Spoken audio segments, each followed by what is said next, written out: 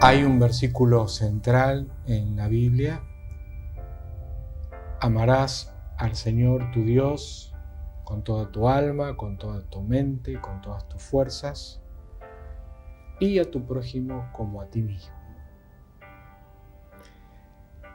Y si bien el amor, que es el tema en el cual vamos a dialogar durante esta hora, involucra los sentimientos, si hay un mandamiento del amor, no es solo una cuestión de sentimientos. Porque el sentimiento varía de acuerdo al estado de ánimo. Hoy te amo, mañana no. Hoy te acepto, mañana no. Hoy me gustas, mañana no. Pero si existe ese mandamiento, inclusive existe esa referencia a Dios y esa referencia a amarse como a uno mismo, amar al otro, es porque el amor es mucho más que una cuestión de sentimientos. El amor tiene, desde el punto de vista bíblico, una acción volitiva, proactiva, de provocar el bien en el otro y de actuar de una manera amorosa. No es tanto sentir amor, sino en moverse en dirección del amor hacia Dios y hacia el otro. Quisiera esta breve introducción sobre el contexto bíblico de lo que significa la profundidad de esa palabra tan querida y tan usada por nosotros, que es el amor.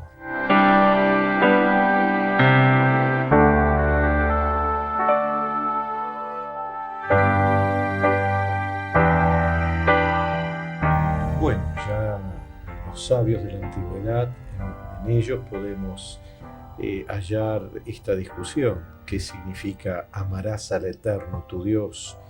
Si es un mandato o si es una cuestión de un sentimiento, de algún camino místico como para acercarse a Dios.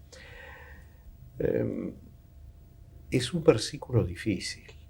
Los dos son versículos muy difíciles. Sí. ¿Por qué? Primeramente, amarás a tu prójimo como a ti mismo. Vamos a empezar con aquel donde vemos las dificultades inmediatamente. ¿Qué hay si una persona no se ama a sí misma? ¿Con esa misma vara tiene derecho a referirse al prójimo? Un sabio dijo que alguien puede pensar, bueno, no hago traducción literal, sino coloquial, yo me tuve que aguantar esto, que él también se aguante esto. Lo estoy midiendo con mi misma vara. Rabbi Akiva, el más grande de los sabios del Talmud, dijo, este es el versículo bíblico básico, el versículo de la Torá, de Klal Gadol BaTorá, o sea, es una enorme norma del Pentateuco. Y hubo un colega de Rabbi Akiva que dijo, no, para mí esa norma grande es en el capítulo 5 del libro de Génesis, donde dice, este es el texto de las historias del hombre, el día que Dios el Señor creó al hombre, lo creó semejante a él. ¿Qué significa esto?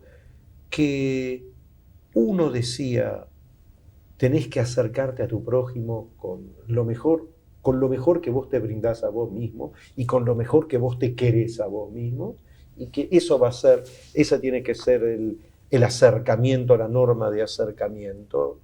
El otro decía, no, cuando te acercás a tu prójimo, te tenés que acercar sabiendo que tu prójimo, en el rostro de tu prójimo, de alguna manera, se halla una presencia de Dios.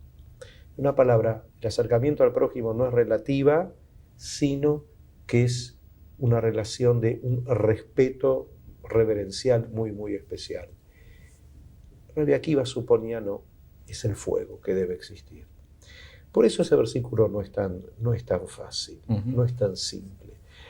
Cuando se le preguntó a Hillel el sabio, alguien, un gentil le dijo, defíname qué es judaísmo mientras yo estoy parado sobre un solo pie.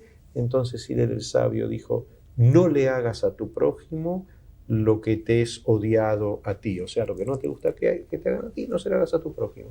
Y esa es la traducción, unas traducciones arameas a ese versículo. En vez de amarás a tu prójimo como a ti mismo, no le hagas a tu prójimo lo que no te gusta que te hagan a ti. En una palabra, a través de una formulación negativa del versículo. Porque amar vendría a ser demasiado amplio, restringámoslo.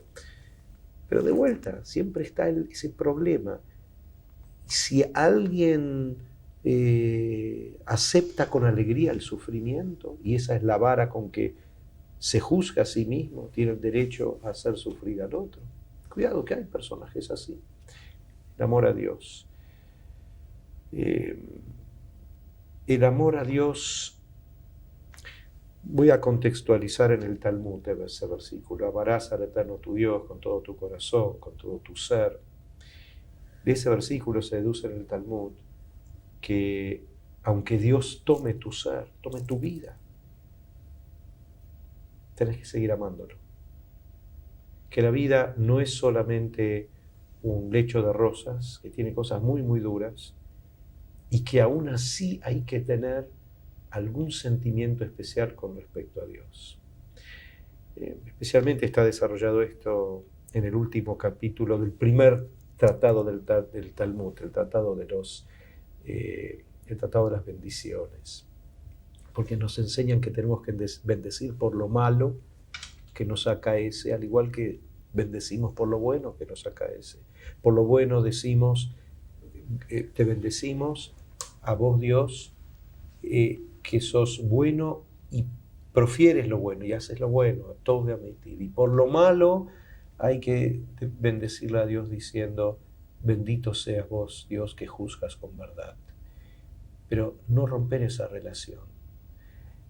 Yo creo que la cuestión básica es esa, que amar en el sentido más profundo es tener una relación comprometida.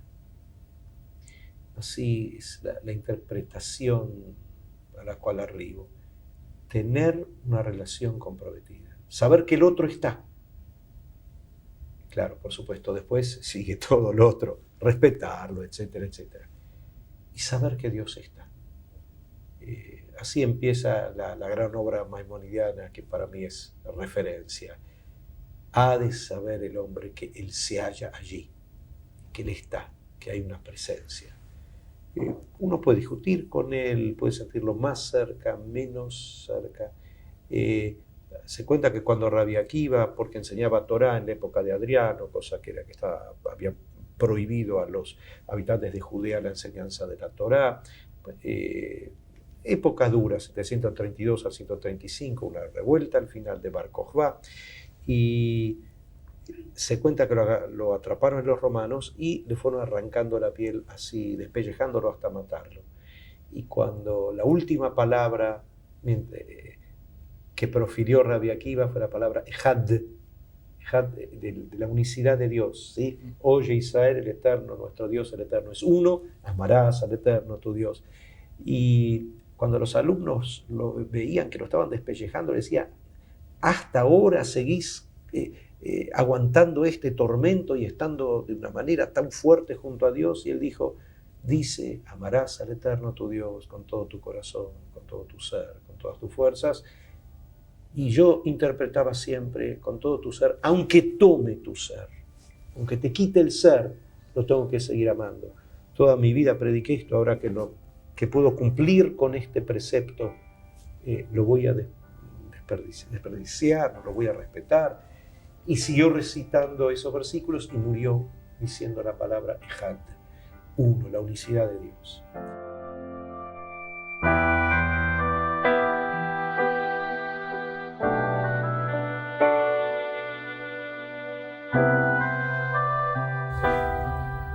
El amor siempre supone una cercanía, ¿cierto? Un encuentro. Y uno puede llegar a amar a Dios si se encontró con Él y si se dejó encontrar. sea, ese Dios que sale a buscar al hombre, ¿no? Como usted en otra ocasión dijo que después del pecado el hombre se escondió y Dios salió a buscarlo, ¿no? Dios es el gran buscador, el que nos busca continuamente. El asunto está en que se dé el encuentro, o sea, que yo me deje encontrar. Y por otro lado tenemos una semilla de eternidad, una inquietud en el corazón que solamente se sacia en el encuentro con Dios. O sea, como que la búsqueda es de los dos, ¿no? Entonces el amor a Dios supone un encuentro con Dios, ¿no es cierto? En el ejemplo que usted ponía recién, había un encuentro de toda la existencia de este hombre mártir por fidelidad a la ley con ese Dios de la ley, ¿no? Lo amaba. Y, que me despellejen, pero yo lo amo, porque me encontré y me sedujo. Ahí me gusta la expresión de Jeremías en el capítulo 20, ¿no? Me has seducido, Señor, y yo me dejé seducir, ¿no? O sea, seducción en el sentido noble de la palabra, ¿no? La seducción del amor, ¿no? O sea, el amor siempre supone una seducción que es el acercarse de los seres que se van amando entre nosotros. Y Dios también. Dios se nos va acercando, se nos muestra, desaparece, ¿sí? Y como va como poniendo esas ganas en nuestro corazón de encontrarlo, ¿no? Yo diría que uno de los primeros pasos para el encuentro con Dios es la capacidad que podamos tener de dejarnos seducir por Él, en el sentido noble de la palabra, ¿no?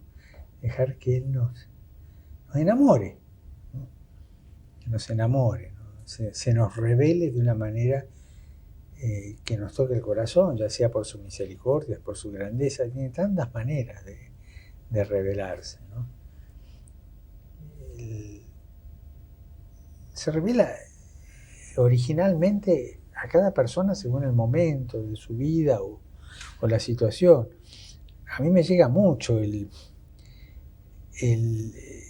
camino de Elías. Elías, un fuerte del pueblo de Dios que le hace la apuesta a los idólatras de Balán, de Huella 400, creo. Y después siente que es cobarde y le tiene miedo a una mujer que le dijo, bueno, mañana voy a hacer lo mismo con vos que lo hiciste. Y empieza a desear la muerte, se deprime. O sea, ese Dios por el que luchó, y es un camino que Dios tenía preparado para él, para un encuentro mucho más profundo, ¿no?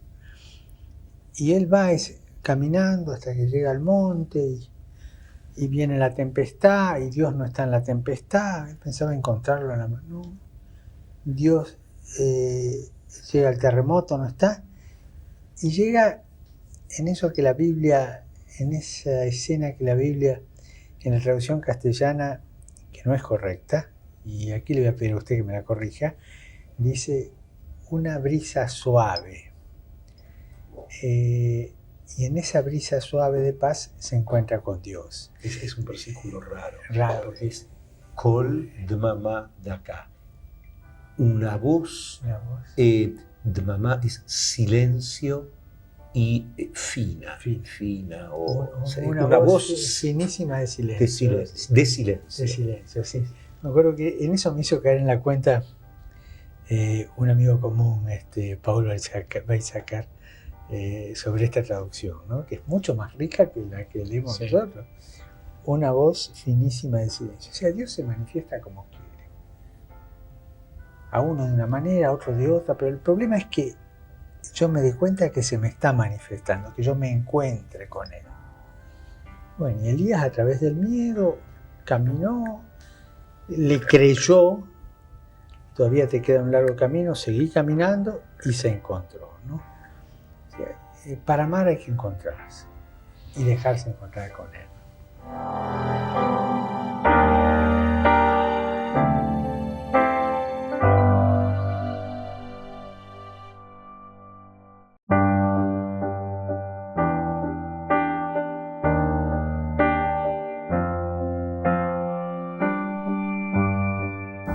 Biblia también dice que nosotros amamos a Dios, pero cuidado, Dios nos amó primero. ¿eh? Hay un iniciador del amor que es Dios. El apóstol Juan dice una definición: Dios es amor, o sea, esencialmente Dios es amor. Y el lenguaje de Dios es amor. Es así que Dostoyevsky decía que él concebía el infierno como el sacrificio de saber que no voy a poder amar nunca más. Donde no había amor, para él era el lugar del infierno, ¿no? Una definición de Dostoyevsky. Y dejarse amar por Dios. Pero también dejar o ser un vehículo para que Dios ame a otros. No solamente que Dios me ame a mí, por supuesto que es el génesis de una relación íntima, fresca, perdurable, rejuvenecedora espiritualmente y del alma, entender que Dios me ama profundamente, infinitamente, y que quiere amarme, y que tiene esa vocación y esa insistencia, esa persistencia de buscar volcar su amor en mi persona. Pero si me permiten, los quiero llevar al hecho de permitir que ese Dios, o ser un vehículo para el amor hacia otros. Viene a mi mente el ejemplo de Jonás, que Dios lo manda a Nínive a hablar acerca del amor de Dios y de la misericordia de Dios para un pueblo que era enemigo. Y Jonás, por supuesto, si Nínive quedaba para allá, Jonás va exactamente para el otro lado. Ya conocemos la historia del gran pez, etcétera, etcétera.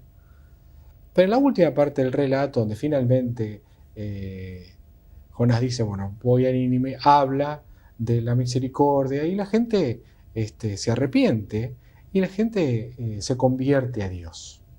Y él se deprime, y se va a un lugar lejos, un desierto, y Dios le pone una planta, y de pronto la planta se seca. Y él se enoja, le da una bronca bárbara, no solamente que la gente que no se tenía que arrepentir, que no tenía que ser receptora del amor de Dios, sino que ahora se queda sin esa planta que le cubría del sol. Y Dios le dice, pero escúchame, Jonás, vos tenés piedad de la planta que te protegía del sol y no tuviste piedad de la gente de Nínive que no me conocía, que no conocía de mi amor y misericordia. Ser un vehículo receptor del amor de Dios, pero también que abra el juego, que permita que el amor de Dios enaltezca el corazón de mis semejantes, ¿no? Es que la existencia, el creer en la existencia de un Dios que se relaciona con el hombre, este punto es crucial. No es solamente creer en Dios, sino creer en un Dios que realmente tiene conciencia de cada individuo. Esta es una de las piedras angulares del credo judaico, y creo que también del cristiano. Si alguien vive con esa convicción, Dios de alguna manera está cerca mío en el drama de mi existencia, está junto conmigo, tiene una relación conmigo. Si alguien está convencido realmente de esto, y sabe que esa misma relación la tiene con el prójimo, el que se halla próximo a mí, evidentemente que para cerrar el triángulo se hace una cuestión de evidencia, una cuestión evidente, un requerimiento necesario. El hombre que realmente es religioso, profundamente religioso, sinceramente religioso, de la misma manera con que cumple con amarás al Eterno tu Dios, le resulta obvio, simple, directo, amarás a tu prójimo. ¿Por qué? Porque tu prójimo también es amado por Dios. Pero hay un versículo que también es muy difícil en la Biblia, hablando del amor. Amarás al extranjero, porque extranjeros fuisteis en la tierra de Egipto. Amarás al extranjero.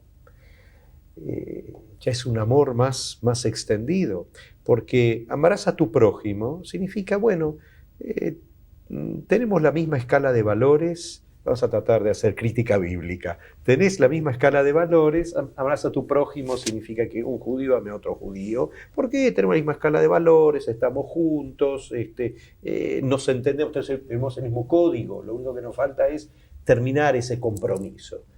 Pero amarás al extranjero. El extranjero ahí es una persona que tiene una cantidad de valores mínimos, lo que se llamaría que cumple con las 7 normas de los hijos de Noé. Así será la interpretación rabínica del extranjero. O sea, alguien que respeta la justicia, tiene nociones de justicia, de moral sexual, etcétera, etcétera, etcétera.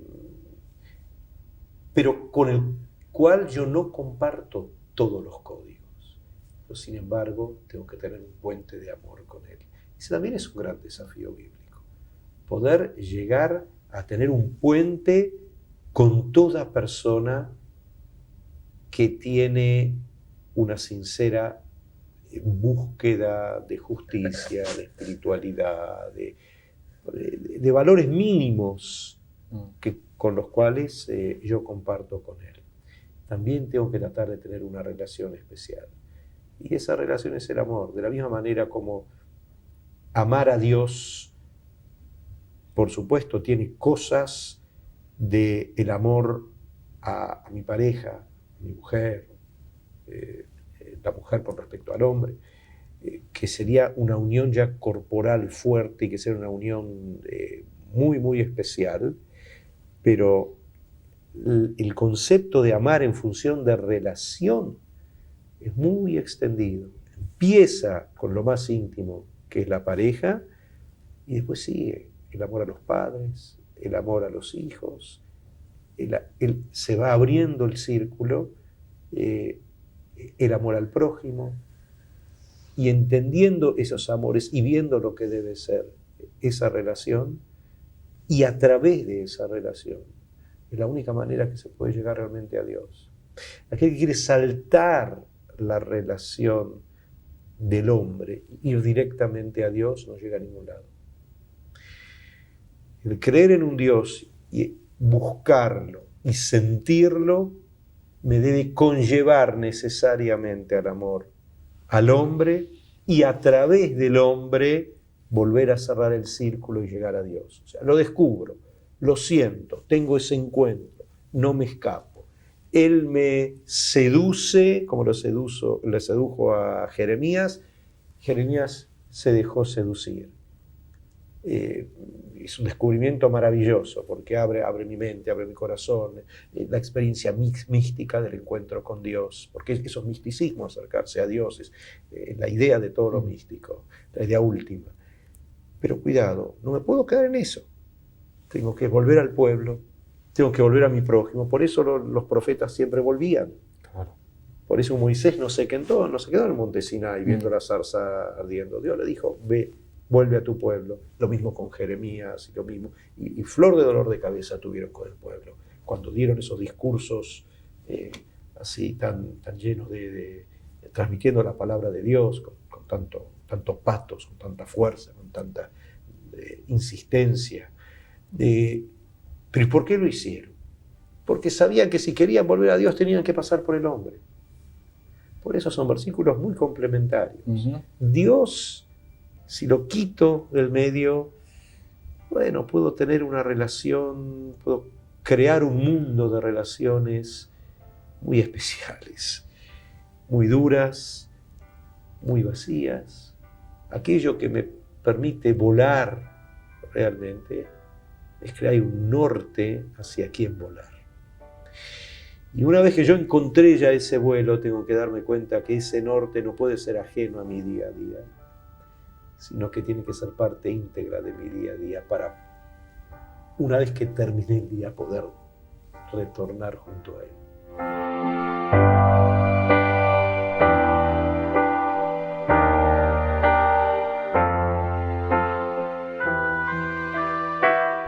Se marcó en ese triángulo, ¿no? Dios, el encuentro, yo, Dios, el hombre, vuelta yo.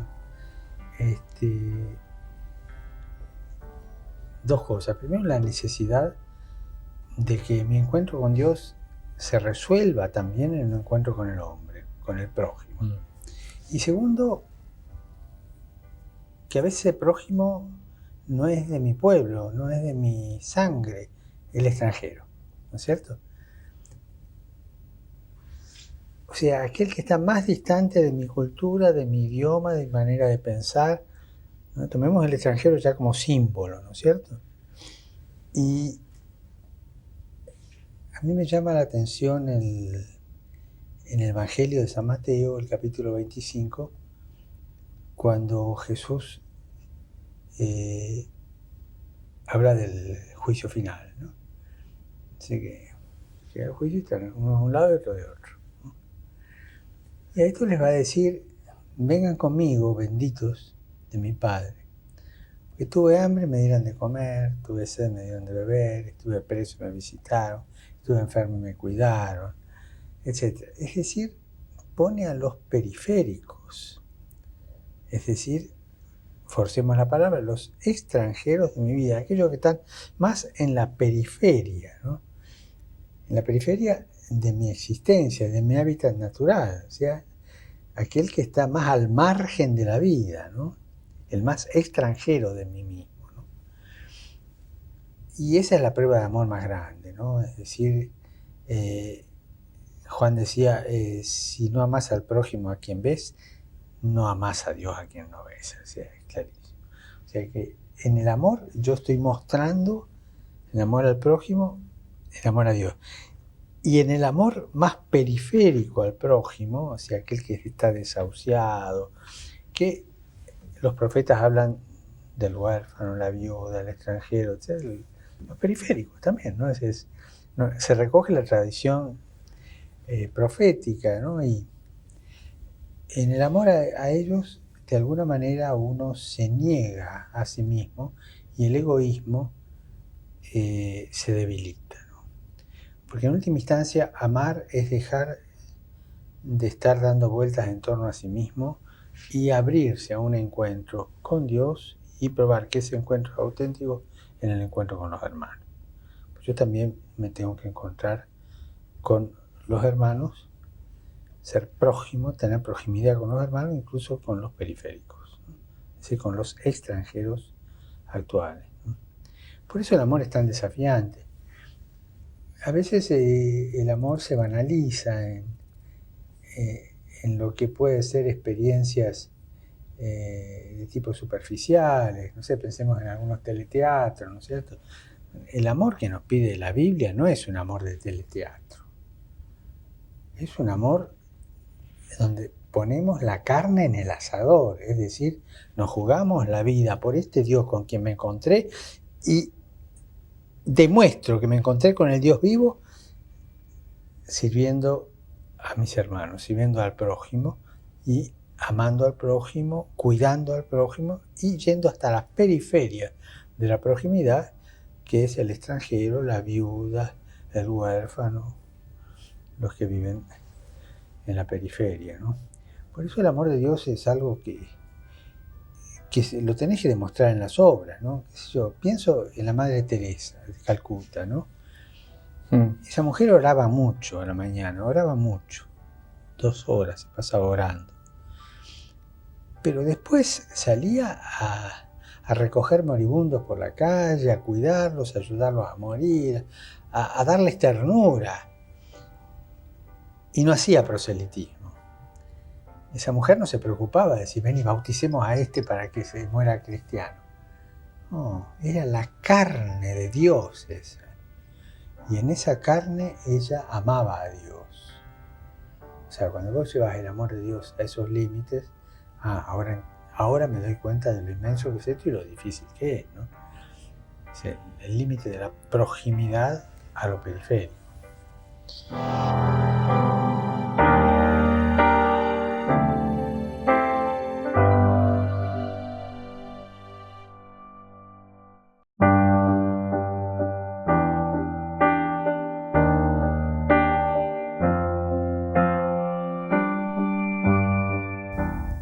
nosotros tenemos un amor modelado. O sea, tiene un modelo, el modelo es Dios. En el Nuevo Testamento, en el griego, hay 3 palabras que se utilizan en lo que tiene que ver con el amor. El amor eros, el amor erótico, que tiene que ver con el amor conyugal. El filos, el amor filial, que tiene que ver con la relación amistosa. Y la tercera parte o forma de amar es el ágape, que es el amor de entrega, el amor compromiso, el amor que se da hacia el otro. Por eso cuando estaba ya acercándose el final, Jesús le habla muy íntimamente a los apóstoles y les dice: le voy a dar un mandamiento nuevo. Dice: pero ¿cuál es el mandamiento nuevo? Bueno, amen a su prójimo. ¿Y cuál es lo nuevo? Como yo los he amado. De manera que ahí Dios está como referenciándose. El amor es de la forma como Dios comprende el amor. Para los cristianos, el amor de Jesús, llevado hasta el sacrificio mismo en favor del ser humano. Pero lo mismo para los hermanos judíos también. O sea, Dios es la referencia de un amor que vuelvo al concepto de la Madre Teresa. El amor es acción, o sea, es un servicio. El amor se traduce en una voluntad de buscar ejercer el amor. No se agota en saber que uno ama. Al contrario, hasta se puede desdibujar si únicamente se tiene una sensación o, como decíamos al principio, un sentimiento. La búsqueda del accionar de Dios, que tiene que ver con la forma en la cual Dios ama. Así que yo quisiera, también tomando las palabras del señor cardenal, cuando hablaba del amor que se traduce en gestos hacia el que nadie ve, el desconocido, el marginado, en la cual nosotros hablamos permanentemente como sociedad, o en la ciudad de Buenos Aires, acerca del amor. Pero hay una gran ausencia de amor. Hay miles y miles de compatriotas nuestros o que viven en la ciudad de Buenos Aires o estamos filmando en la ciudad de Buenos Aires, y realmente uno ve que no es una ciudad amorosa. Hay mucho dolor, hay mucha soledad, hay mucha angustia y hay mucha falta de amor, hay mucho egoísmo, hay mucho individualismo. Permanentemente hablamos de Dios, pero no llegamos como sociedad a crear una cultura del amor. Hace años la Iglesia Católica hablaba de la civilización del amor como una hermosa motivación para los jóvenes. Pero hablemos con la realidad. Alrededor nuestro realmente no vemos una cultura social del amor tal cual la concebimos nosotros, los hombres y mujeres de fe, con la referencia a Dios. Y va mi pregunta alrededor de el amor como un bien supremo social también, no solamente individual.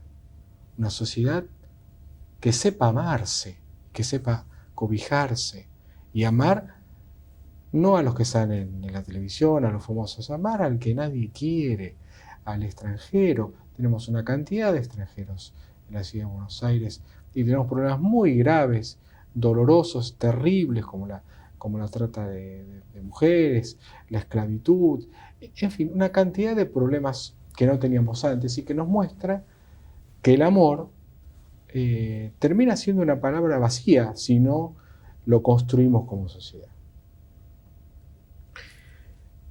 Antes de entrar a qué es lo que pasa en la ciudad de Buenos Aires o en gran parte de lo que nosotros conocemos como la cultura de Occidente, así quisiera una pincelada con respecto a el concepto del amor a nivel individual, un detalle más. Muchas veces cuando entrevisto a las parejas que voy a casar, entonces o directamente en algunos momentos que les hablo, les digo, miren, ustedes son para nosotros en este momento un paradigma de la fe. ¿Por qué? Porque el uno tiene una confianza en el otro, porque apuestan a la vida, van a construir una casa, un hogar, van a darle una continuidad a la obra de Dios.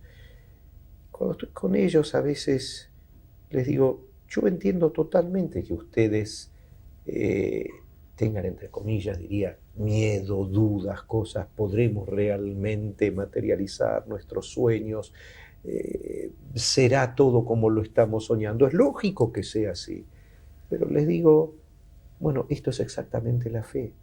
La fe significa sentirse el uno al otro, el uno a través del otro, agarrarse de la mano, empezar a caminar, empezar a, día tras día en la vida, a repactar un pacto de confianza, un pacto de entrega del uno para con respecto al otro, para tratar de entender cuando hablamos amor exactamente qué es lo que estamos hablando.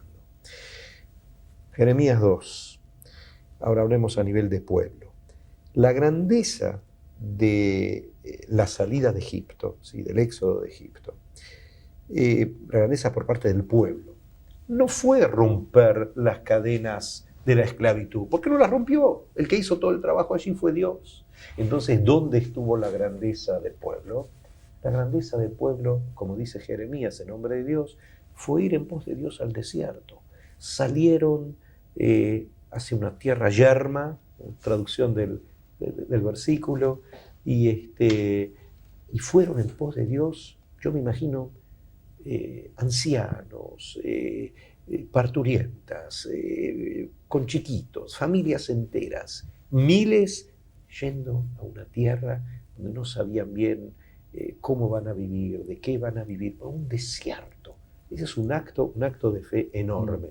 En cierta medida, cuando un hombre y una mujer se casan, también es un acto de fe, porque no saben, y hablemoslo claro, por más que muchísimas parejas conviven antes, tienen una convivencia, la realidad, la realidad nos muestra que esa convivencia no garantiza absolutamente nada, porque hay un porcentaje enorme de parejas que después de haber convivido no sé cuántos años, se casan y se separan y se divorcian.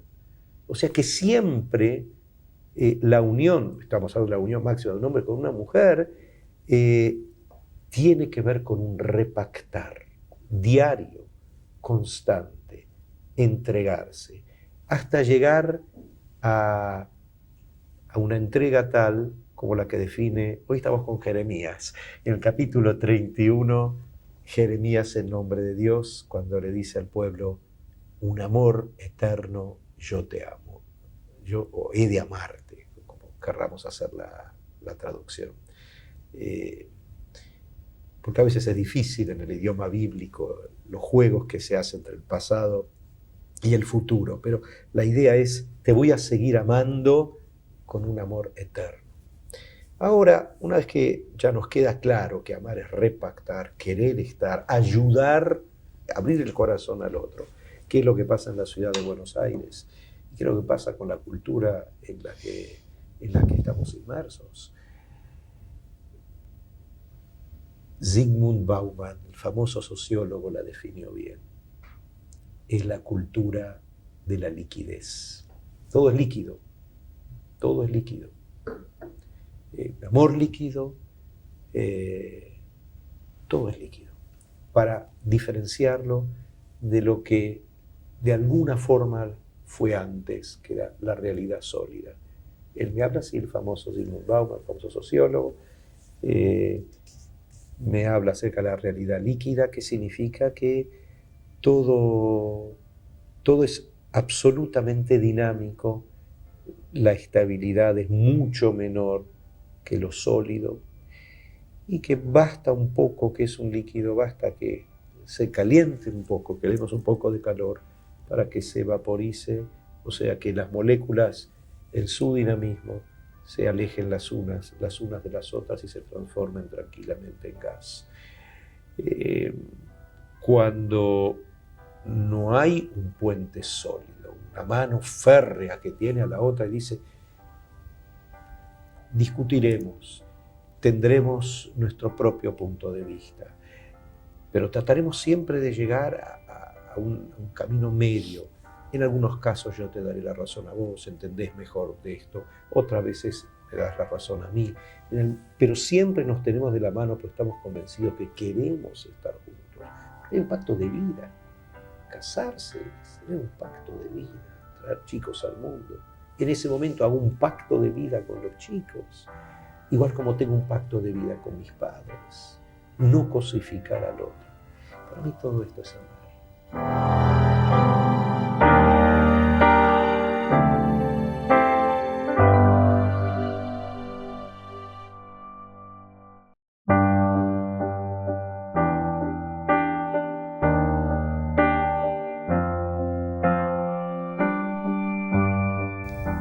Me gusta que usted haya puesto el amor en la figura del matrimonio, ¿no? En la realidad del matrimonio.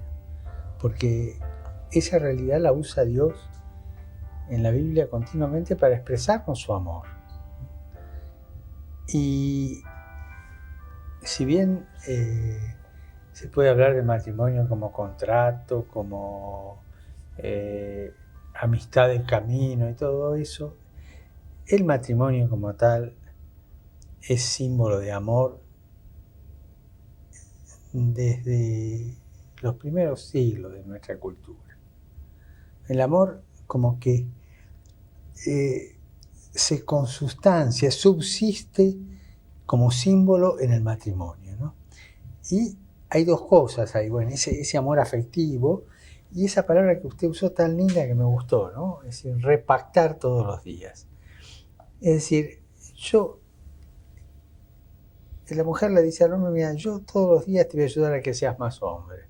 Y el hombre le dice a la mujer, yo todos los días te voy a ayudar a que seas más mujer. Bueno, un día no se van a entender, otro día van a volar los platos, pero repactan continuamente porque quieren salvar eso que los unió en un principio, que no era un sentimiento volátil, sino el amor, ¿no? No era un sentimiento líquido, como usted refirió muy bien recién, sino algo sólido, algo que va a permanecer, que permanece. La simbología del matrimonio para todo amor es muy bíblica y Dios la usa. Dios recurre a eso para decir cómo nos ama, ¿no? Y otra cosa que me hace pensar mucho respecto del amor es que el amor es insustituible para una vida plena. El apóstol Pablo, en su carta a los Corintios, tiene en el capítulo 13 un himno al amor, ¿no? Dice, si yo hablara todas las lenguas del mundo y no tuviera amor, soy como campana que tiñe y nada más. Si yo tuviera todas las riquezas y no tuviera amor, no sirve para nada. Si yo diera mi vida por todos los demás, pero sin amor, no sirve para nada. O sea, como que el amor es lo que da sentido a todo lo que yo pueda hacer en la vida. Volvemos a esa figura del triángulo suya, ¿no? Amor mío a Dios que vuelve al hombre y se vuelve a reflejar, ¿no es cierto? Ese amor que se hace obra y que me va alimentando su vida. Terminando de leer el himno de San Pablo, uno dice, bueno, entonces la vida sin amor no tiene sentido. Y bueno, yo me atrevería a decir, y lo quiero decir con mucho respeto acá, ¿no? Es verdad, no tiene sentido. Una vida sin amor no tiene sentido. Sin amor a Dios, sin amor al prójimo, no tiene sentido. O al menos tiene el sentido mínimo y no me planifica. Y es curioso, cuando termina el himno, define el amor como es. El amor es paciente, el amor es perdonador, es tolerante, el amor escucha, el amor no agrede, el amor no grita, el amor no... O sea, todas esas características del amor que de alguna manera dicen, él no lo dice, pero refieren a un clima de cierta ternura, de cierto tratarnos con ternura. Fíjese que hemos perdido a veces la noción del respeto y de la ternura en el trato con nosotros, en las agresiones que vamos continuamente teniendo en nuestro trato. Como que el insultar a otro, el descalificarlo, el difamarlo, el calumniarlo, ya entran dentro del juego normal, ¿no es cierto? Entonces la convivencia se vuelve eso de ser lobo el hombre para el hombre, ¿no? Un lobo. Ese himno de Pablo me dice mucho. El que no tiene amor, su vida es casi un fracaso. Digo el casi por respeto, no sé, pero no tiene sentido, ¿no? Pero miremos las características del amor. No tengo la escritura acá, pero me hubiera gustado leerlas porque son muy decidoras, ¿no? Sí, todo lo cree, todo lo espera, todo lo soporta. Todo lo cree, todo lo espera, todo lo soporta, ¿no? Y claro, cuando uno ve una madre de familia, padre de familia, que espera, soporta mil cosas y lleva a la familia adelante, va luchando y no va buscando la propia satisfacción, sino la realidad concreta de su familia y la hace crecer, bueno, acá hay amor. Cuando uno ve un hombre que le está agarrando a la mujer moribunda la mano y sabe que se queda solo con sus hijos chicos y hace coraje y acompaña hasta el final, dice, hasta aquí hay amor, ¿no? O sea, hay mucho amor en el mundo, mucho amor. Pero el amor también tiene algo de náufrago, ¿no es cierto? La humanidad a veces naufraga el amor y necesita que salgamos al rescate del amor y volvamos a repristinarlos y hablar sobre el amor. Vale la pena hablar sobre el amor y no sobre esas imitaciones de amor que son tilinguerías, pero que en el fondo no son el amor a fondo, a Dios y a los hombres.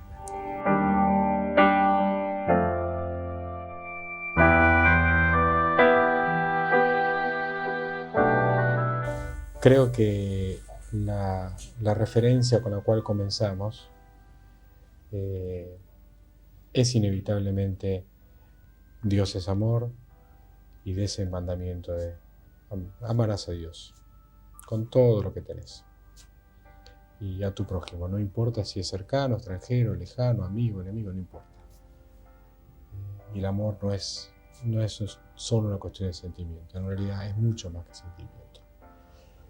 Y no tiene que ver únicamente con el amor individual, aunque tiene que ver con el amor matrimonial, por supuesto, que es la base, el núcleo de la sociedad, pero tiene que ver también con una sociedad, con un pueblo, con un país.